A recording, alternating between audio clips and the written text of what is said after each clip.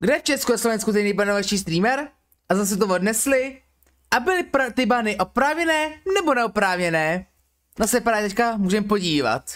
Na Twitchi sú desatky streamerov, keď niektorý z nich poruší pravidlá, dostane ban, párkrát je udelený právom, ale z väčšiny si ho tvorca ani len nezaslúži. Přesně, třeba, když já se přiznám, tak za tou dobu, co já streamuju, tak jsem si jednou vysloužil ban. A víte, co jsem si já vysloužil ban? No, ban byl neoprávněný, a to za N-word. A ne, já ho neřekl. On to bylo tak, že já jsem prostě po streamku jsem byl hotovej, vypnul jsem stream a hodil jsem raida. Ale stream jako takový jsem ještě oficiálně jako nevypnul. Ještě tam jako chvilku běžel, tak jsem ještě nevěděl, že stream může ještě běžet, když pošlu raida. No a na tom streamu jedné té osoby, tak tam byla další slečna, která přišla a normálně tam zavalila N-word. Normálně tam na féra ho ten N-word hodila. A ban jsem za to dostal já. Fakt absurdní bizár. No týden jsem prostě musel užít bez streamování. Fakt bizár tohleto. Pozrieme sa na prípady, kedy ľudia boli zo svojej platformy natrvalo odstránení, ale aj na tých, ktorí sa zo svojich chýb poučili a ostatným idú príkladom. Všetci ale mali ban už toľkokrát, že sa môžu... Tyhle, vidíme Resta, Herdina, Opata a kdo byl další považovať za najviac zakazovaných streamerov v Československu. Pavel Mikeš, na internete známy pod prezývkou Herdin, je v súčasnosti ukážkový streamer bez štípky kontroverzie. Ano, je takový jako klidnější, jediný, co poslední dobou řešil, tak je to, že se rozešel se svou ženou, teda rozvádí se svou ženou, ale předtím to bylo fakt jako divoké zvíře a v jednu dobu to byl rekordman v počtu banů. Avšak nebolo tomu vždy tak. V časoch, keď začínal, sa bany na Twitchi udialovali prevažne len za nahotu.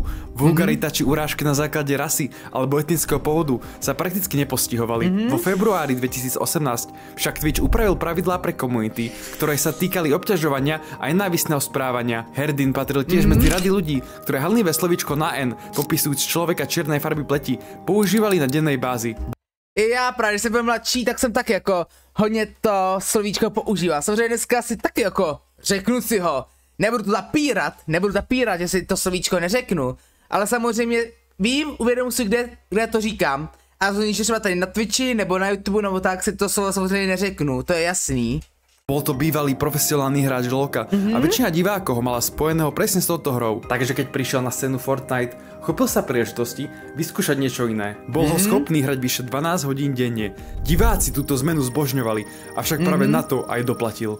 No jo, počas jednej bežnej hry ho vyriadil hráč so skinom Afroameričana. Herdin si neodpustil poznámku a opísal ho výrazom, ktorý používal bežne. Nadpriemerný počet divákov znamenal aj viac potenciálnych nahlásení. Bohužiaľ, to stačilo na to, aby si toho všimli Twitch admini a odniesol si týždenný ban.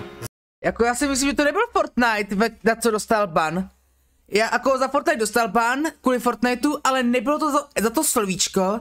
Nebo možná se pletu, ale co já si pamatuju, tak já jsem dělal klip, kde hrál Praže pátek 13. A tam prostě něco řekl, pak jsem jako měl nějaký div, něco a pak tam vzal, no dobře, je to, a pak to slovíčko. A pak za to se právě unesl ten ban. Ale já si myslím, že to bylo tohleto, ale možná se aj pletu, ale já se pamatuju za tohleto, že dostal kvůli tomu N-wordu. Zaradil sa tak medzi prvých, ktorí v Československu za toto slovíčko dostali trest. Po nútenej dovolenke, ktorú stravil v Maďarsku, si po návrate všimol, že medzi Fortnite streamermi dominuje Artix. Čo sa týkalo samotného skillu v hre, bol od neho niekoľkonásobne lepší. Taktiež mu prišiel aj zábavnejší. Nevidel dôvod, prečo by diváci mali pozerať jeho, keď je na scéne Artix. Stream stal preto obzvláštniť rôznymi výzvami. Keď nevyhrá aspoň jednu hru, skonzumuje citrón, alebo za trest zje jednu celú lyžicu škorice. Jedna výzva sa mu ale stala osudnou. Na obrazovke nastavil časový limit, do ktorého musí vyhrať aspoň jednu hru vo Fortnite. Ak hru nevyhrá, za trest vypije 1 galón mlieka. Ty vole, ale jako upřímně, já bych třeba 12 hodin hrát nedokázal a takové challenge bych nedělal. Ale v tomhle to, jak už víme, tak prostě challenge nedal, byl to lamák a prostě prohrál. V európskych jednotkách takmer celé 4 litre. Čas sa blížil k koncu a v hre sa mu darilo čím ďalej, tým menej. Bol pod tlakom a výzvu nesplnil. Začal preto plniť trest a v relatívne krátkej chvíli vypil až 2,5 litra mlieka. Mal pocit, že praskne. Napadlo ho vynútiť zvracanie a tak vyvrátiť celý obsah žalúdka. Což bohužel měl zase to, že to dostal banána, protože se bral jako sebepoškozování. Začal si strkať prsty priamo do hrdla, avšak nie za kamerou, ale priamo pred očami tisíc divákov. Což byla asi ta hlavní chyba, kdyby se vyzvracel někde mimo, třeba jako přepnul scénu, vyzvracel se, pak se vrátil, tak by jako byl v pohodě. Ale tím, že to bylo vidět, tak prostě tuž to bral takhle, jak to bral, prostě, že se sebe poškozuje a za to dostal měsíční banán. A od té doby se mu už neříká jinak, jako říká se mu, když jsem mu říkal prostě jméno, takže Pavel Herdin Mlíkeš. A od toho internetu s mlíkem, takže jsem mu začal říkat Pavel Herdin Mlíkeš a dodnes si lidi z toho dělají prdel. A dokonce vyprávěl i jednu věc, že se mu stala, že byl na nějaké akci už po banu a oni tam šli hromadu dětce, kteří mu dávali sůl a mlíko. Normálně vždycky jako šli fotit, fotky a ještě něco vzal tady Herdine, dal mu mlíko a sůl prostě.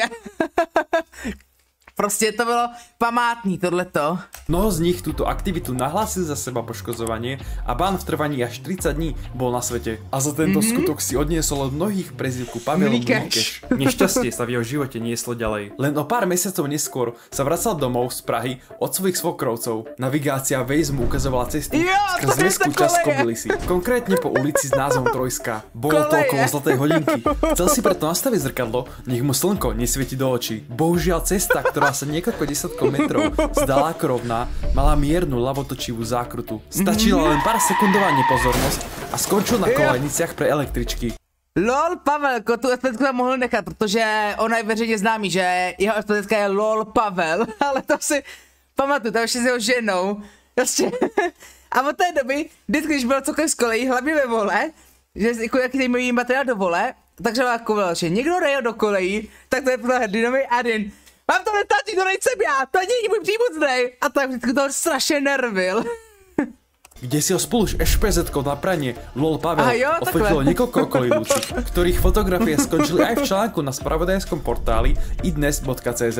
A se ještě pamatuju toho, tak tam do toho článku napsali, že autor si za tuhle fotku vzal 200. Normálně, oni se lidi z Idnesu tu fotku koupili za 2 kilo, ty vole. Prostě taková tragédie má hodnotu 2 kil, ty vole. Prostě absurdní bizar, ty vole, chat. Len pár dní po nehode si na streame púšťa videoklip od poľskej speváčky Margaret. Nečakal ale, že v neskoršej sekcii klipu budú všetci herci nahý. I keď bolo všetko cenzurované, na Twitchi obdržal trojnový ban za naho. Já jsem samozřejmě ten videoklip to pak podíval a jo, tam byly jako pořádný nahotinky. Samozřejmě vycenzurovaný, ale pořádný. A ne jako, že prostě tam byla jedna nahotinka, ale tam prostě je pořádná nálož nahotinek a nahotinců. Hlavně těch starých, babiček, dědečků a tak, takový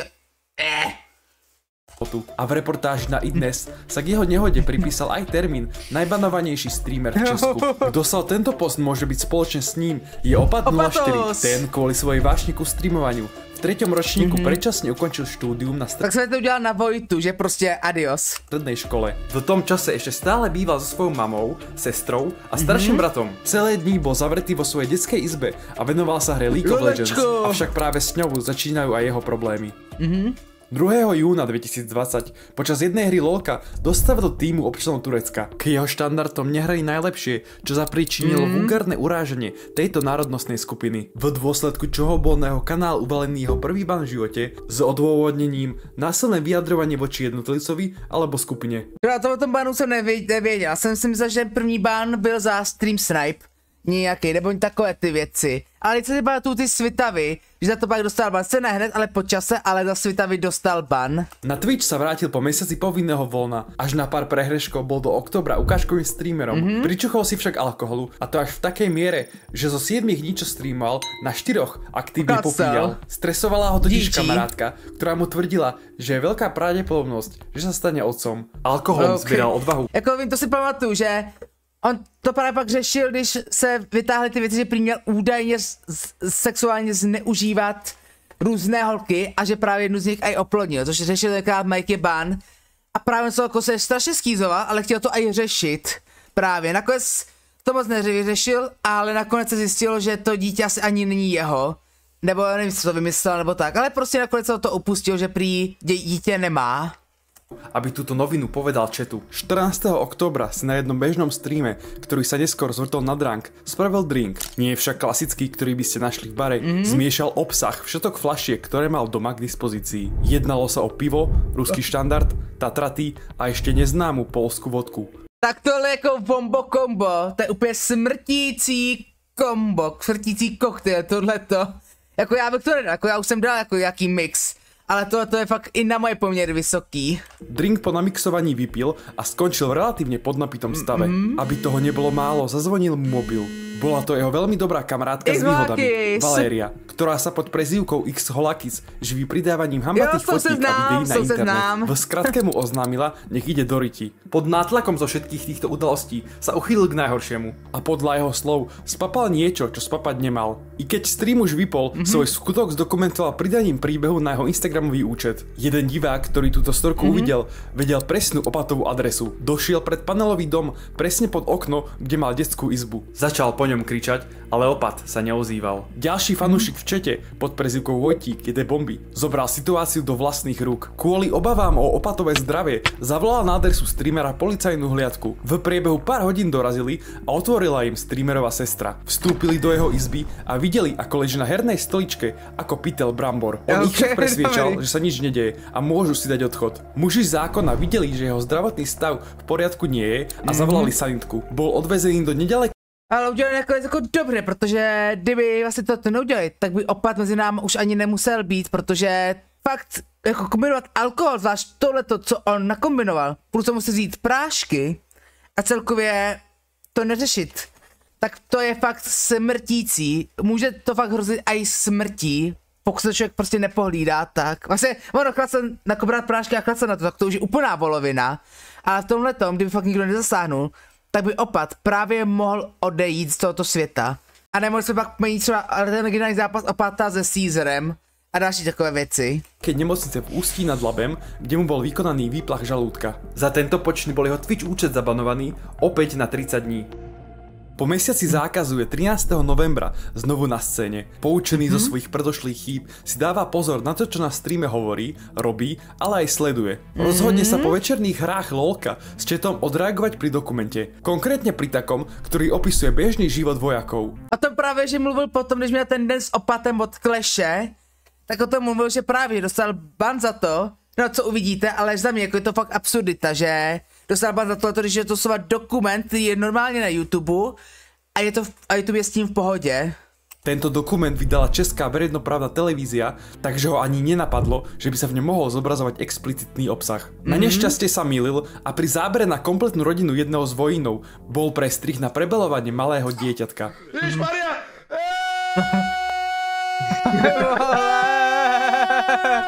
I keď v momente stream ukončil a záznam vymazal, prirodzenie mladého chlapčeka stihli vidieť už stovky divákov. A tak len 5 dní po udbane dostáva 18. novembra 2020 zákaz na dobu neurčitú. Aj keď mal len 20 rokov a prišiel o svoj hlavný zdroj príjmu, rozhodol sa osamostatniť a nájsť si vlastné bývanie. Akurát jeho kolegovi, najväčšiemu českému streamerovi Agrealovi, končila nájomná zmluva v byte, v ktorom doteraz býval. Majiteľovi odporučil opata ako záujemcu, čo vie do bytu nastúpiť i hneď po jeho odchode. A tak z našetrených peňazí zaplatil prvý mesiac nájmu a začal novú etapu života.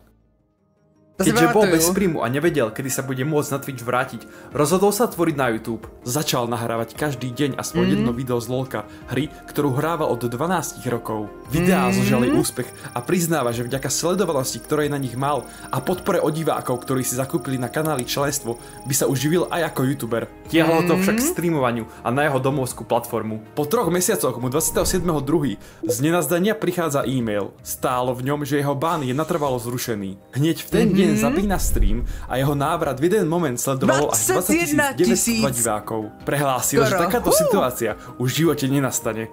Já už ban nedostanu. Nikdy. Akorát, že vůbec. Druhý deň zapína hru, ktorá pre ho nebola úplne bežná.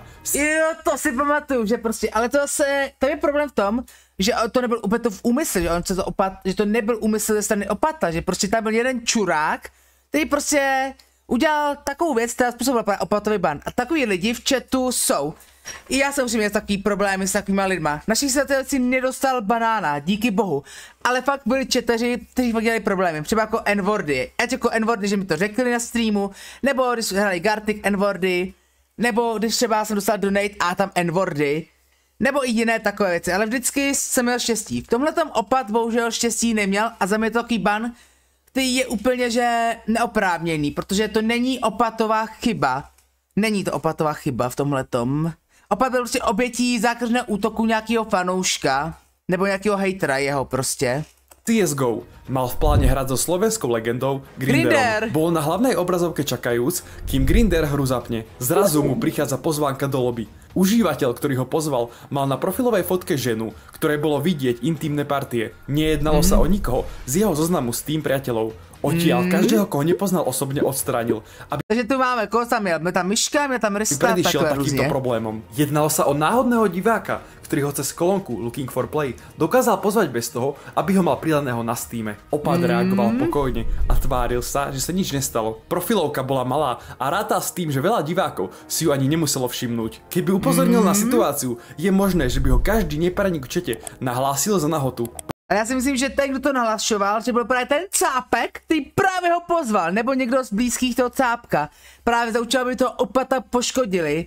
Protože proč tak bys tohleto dělal? Proč bys sám riskoval, že bys měl ty problém s profilovkou na Steam účtě, jenom proto, abys uškodil nějakému streamerovi. Jenom proto, abys chceš uškodit streamerovi. Asi z tohoto důvodu bys tohleto udělal. Já bych tohleto neudělal, protože já nejsem čurák. Bohužiaľ, i keď zachoval chladnú hlavu, reportom sa nevyhol, čo malo za dôsledok trvalé pozastavenie jeho účtu opäť na dobu neurčitú. Po trojmesačnom bane tak na scéne vydržal len necelé 2 dní.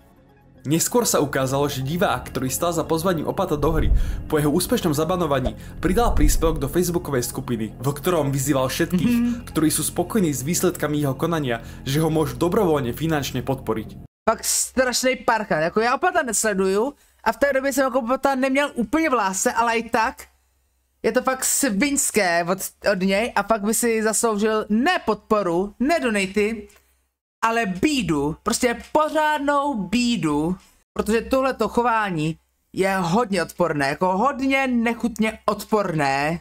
I keď hejteri nevedeli čo od radosti, opat to chcel už s celou internetovou kariérou zdať. Videá na YouTube už tvoriť nechcel. Chýbal mu chat, ktorý mu po každom dobrom playi naspomoval riadnu dávku emotov, ako PogChamp alebo PeopleChamp. Povedal si, že radšej bude bezdomovec, ako by mal robiť niečo na silu, len aby sa uživil. Začal reagovať na rôzne ponuky práce a mal v pláne pracovať na pozícii skladníka. Buď sa mu však vôbec neozvali, alebo jeho žiadosť o prijatie do zamestnania jednoducho... Ty vole, Amrest! Víte, co má na starosti Amrest? KFCčko, Starbucksy, Burger King. Já to vím prostě, to zrovna vím, protože já jsem jednu dobu aj makal v KFCčku a právě to je pod hlavičkou Amrestu. A musím říct, že to fakt bylo jedno z těch horších míst, kde jsem makal. Bylo to fakt jako něco příšernýho. Zamietli. Uvažoval, či za tým nemôže stáť jeho životopis. V ňom sa písalo, že má len základné vzdelanie a žiadne pracovné skúsenosti. Usúdil, že to zamestnávateľom nepríde atraktívne a za dním zamestnania to vzdal. Mal však ešte jednu možnosť. Živiť sa spoluprácami na Instagram. Aktívne ho tam sledovalo vyše 120 000 ľudí. Dokonca mu chodili rôzne ponuky, za ktoré by dostal vyššie desiatky tisíc korun. Ty vole, třeba takovéhle věci, nevím co to Monkey Cheap, ale Jim Beam bych třeba vzal. Kdyby mi přišlo, že hele, jsme Jim Beamu, chceme spolupráci, za to a tolik, bude to třeba pravidelná spolupráce, říkám si, jasně jdeme do toho. Len za to, že by niečo pridal na storku, alebo ako príspevok. Nič z toho však nezobral. Bolo mu blbé, že nikde žiadny zmysluplný obsah netvorí. Pridávať storíčka len aby zaplatil nájom mu bolo proti srsti. Avšak ten po pol roku bez príjmu nedokázal sa mu utiahnuť. Našťastie stále mal po boku svoju kamarátku, Valériu, ktorá mu v tomto období výrazne finančne pomáhala. Niekoľko nájmov zaplatila a dokonca ho zobrala na rôzne exotické dovolenky. Napríklad na Dominikánsku republiku, či na Tak odtať je tá fotka z tí profilky X-Hoaky, s ktorou si si pamatujú od ní. Tady s opatem a papagájem. Španielský ostrov Fuerteventura. Kolegovia z branže mu celú dobu tvrdili, nech streamuje na iných platformách. Bál sa však, že by za ním jeho komunita neprišla. Po vyše 378 ale jako upřímně, pokud máš dobrou a silnou komunitu, tak komunita přijde kamkoliv. To dneska vidím jako i všude, právě že na Twitch a Kiku. Třeba krásný příklad Mori. Mori ten má silnou komunitu na YouTube i na Twitchi. ale řekl si, že hele, že Twitch už to nenaplňuje a navíc na Kiku má že víc možností, víc peněz právě. Tak říká, hele, seru na to, jdu na Kik. On šel na Kik, dal upozornění a na první streamu měl fakt mrdě lidí. Sice nepřekonal Fitmana v počtu sledujících, jako na jednom momentu na streamu, ale jako měl tam hodně lidí, měl tam přes 1000 lidí a teďka tam má pravidelně fakt několik stovek lidí, někdy i přes 1000 lidí právě. Takže Morej mu třeba ten přechod povedl, právě kvůli tomu, že měl věrnou komunitu. A opat mi dopadl taky tak, že prostě šel na jakoukoliv jinou platformu a tam by ty lidi prostě přišli. Pokud mají fakt rádi ho sledují, tak a prostě nebo milují aspoň jeho humor, nebo nějak tak prostě za ním půjdou. To je jasný. Mailoch odoslaných Twitchu bez žiadnej odpovede to vzdáva a po 10-mesačnej pauze zapína stream na YouTube. K jeho prekvapeniu na ňo diváci nezabudli a na každom streame ich mal v jeden moment aspoň 2000. Po 3 mesiacoch streamovania na YouTube a ročnom bane na Twitchi mu prichádza e-mail, že jeho účet odblokovaný. V marci 2022 sa tak vracia na svoju domovskú platformu. V júni toho istého roku s jeho kolegom Artixom uzatvára spoluprácu s kasínom. Nemalo však licenciu v Česku a tak museli odletieť do krajiny, ktorá povoluje propagáciu nelicencovaných hazardných stránok. Vybrali si ostrovný štát Malta. Opat si zakladá účet na Twitchi Krabs04, na ktorom v anglickom jazyku točí sloty. Nemôže byť tak právne trestaný, že mierí na české publikum. Avšak bez problémov vydržal len necelé 4 týždne. 24. júla je kanál Krabs04 zablokovaný. Dôvod? Iné porušenie podmienok. Nedomnieva sa však, že by žiadnu porušil. Prihlasuje sa preto na svoj hlavný účet Opat04 a svoju zmetenosť vyjadruje správou WTF priamo do chatu. O deň na to dostáva ban aj na český účet. Dôvod? Vyhýbanie sa zablokovaniu účtu. Keď totiž dostanete na Twitchi ban, váš kanál sa stane neprístupný nielen pre verejnosť, ale aj pre vás. Nemôžete sledovať cudzie streamy ani písať správy. Toto pravidlo Opat porušil jedinou správou do svojho vlastného chatu. Pokračoval v streamovaní na YouTube, kde pôsobí dodnes. Neskôr dostal unban na Twitchi a odtedy vysial na oboch platformách súčasne. Kto tiež odletel na Maltu, ale unban nikdy nedostal, bol Maťo Bujca. Od detstva kamarát slovenského streamera z Dubnice nad Váhom, Resta. Práve Rest dostal ponuku od kasína ako prvý, ešte skôr ako Artix či Opat. Taktiež sa jednalo o kasíno, ktoré nemalo licenciu na Slovensku. V máji 2022 odletel preto na Maltu, na ktorej už dlhšie obdobie žil jeho kamarát z Fízy. Spolupráca Restovi vynášala priemerne 1500 € za každý deň streamu. Jako je sakra hodně, to si neviděl ani průměrný Čech za měsíc právě. Jako jsou hezké penízky. To kdybych já měl za den, tak ty vole, asi pískám ty vole. Prohol preto Maťovi, nech si aj on príde na Maltu privyrobiť. Avšak Maťo trpí panickým strachom z lietania a dostať sa na ostrov pre neho nebolo jednoduché. Rozhodol sa preto vyraziť na vyše 27-hodinovú cestu autom na Sicíliu a z prímorského mesta Pozzallo sa do svojej cieľovej destinácie dostal 2-hodinovým trajektom. Keď na Maltu v auguste dorazil, s Restom a s Vízom sa nasťahovali do vily s nájomnou zmluvou na 6 mesiacov. Nájom na 1 mesiac bol cez 8 000 €, takže trebalo poriadne zamakať. Rest Maťovi dohodil hazardnú stránku, avšak inú ako on. Kasíno, na ktorom hral Rest, nebolo pre Slovákov dostupné a dostali ste sa tam len ak ste používali VPN. Na rozdiel stránka, kde hral Maťo, pre Slovákov normálne fungovala a žiadna blokácia na nej nebola. 17. októbra Maťo točil sloty ako každý iný deň, avšak stream zrazu skončil s popisom odstránenie obsahu v súlade s nariadením vlády. No jo, jako taky zajímavý, že prostě ho Slováci taky dostali, ale možná to se bude tím, že jelikož ta stránka byla přístupná i pro Slováky a když jako nestreamoval na Slovensku, ale na Maltě, kde na Maltě je to jako povolený, tak samozřejmě tím, že to propagoval svým slovenským kolegům, jako svým slovenským divákům, fanouškům, tak právě myslím, že za to dostal ban, protože se asi není zakleklá slovenská ta stará o to, tyhle ty věci. Vím, že on za to aj dostal pokutu, pokud se nepletu. Nevím, jestli dostal takový hned nějakým skladbě, nebo se ta pokuta to dostal až zpětně, teďka nevím úplně. Však z Malty a uplatňovali sa na neho zákony danej krajiny. Slovenská legislatíva sa na neho nevzťahovala. Špekuláciou je, že ho udalo viacero ľudí naraz. A zamestnanci sediaci na úrade pre reguláciu hazardných hier nebrali do úvahy, v akej krajine sa nachádza a nechali jeho kanál zablokovať aj tak. Zároveň problém mohla byť už spomínaná dostupnosť stránky. Nejednalo sa však o ban permanentný. Dôkazom toho bolo, že i niekoľko mesiacov po zákaze mu na účet chodilo okolo 600 eur. Jednalo sa o odmenu za ľudí, ktorí si na kanáli platia členstvo. Stále má tak možnosť situáciu vyriešiť. Poslal na Twitch odvolanie spolu s dôkazom o zaplatenom nájme na Malte, aby dokázal, že streamuje práve odtiaľ. V priebehu ďalších 2 mesiacov napísal desiatky mailov, avšak bez žiadnej odpovede. Rozhodol sa k situácii pristúpiť inak. Prípad dal do rúk právnikovi s domienkou, že sa on s Twitchom úspešne spojí. Právnik písal na 8 rôznych miest. Na Twitch oddelenie do Prahy, do hlavného sídla Twitchu, ktorej sídli v San Francisku, v štáte Kalifornia, či do nedalekého Sacramenta, kde má tiež podzastúpenie. Na miesto odpovede právnik obdržal od Maťa sumu 5000 eur, ktorá mala pokryť náklady za jeho čas a prácu. Maltu opustil a presťahoval sa naspäť domov do Novej Dubnice. Nestreamoval vyše pol roka. V marci 2023 to ale s čakaním vzdal a kompletne sa presunul na YouTube. Nemal tam v pláne ostať natrvalo a stále čakal na potenciálny unban.